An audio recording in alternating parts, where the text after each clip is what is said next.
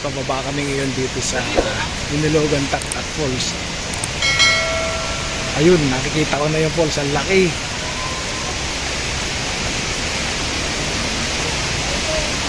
So ngayon lang ako makakapunta rito. Sa tinagal-tagal ko na sa mundo, ngayon lang ako nakapunta.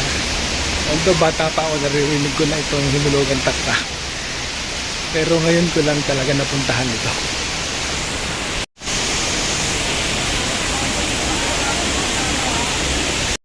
Naririnig ko na yung ragasan ng tubig. So ito na. Ito na sa may ibaba. So ayun. Ayun yung falls. Ayun. Ayun yung falls.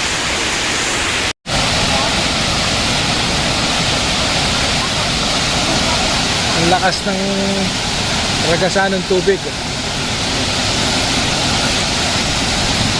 Kaya lang panira yung structure dun sa itaas, oh. Dapat hindi inilagay yung building doon.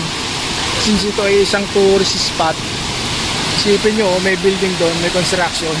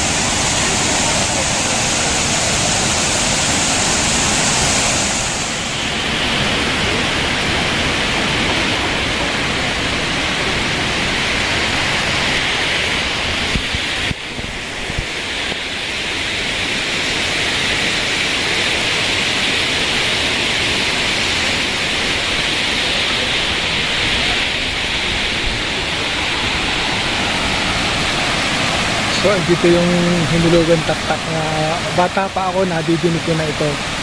And ngayon ko lang talaga napuntahan ito. Maganda siya. Kaya lang panira yung structure dun sa taas. Isipin mo, merong isang malaking falls, tapos merong construction dun sa may itaas. Dapat hindi yun pinayagan na mag-construct doon ng structure. Since ito ay isang protected area,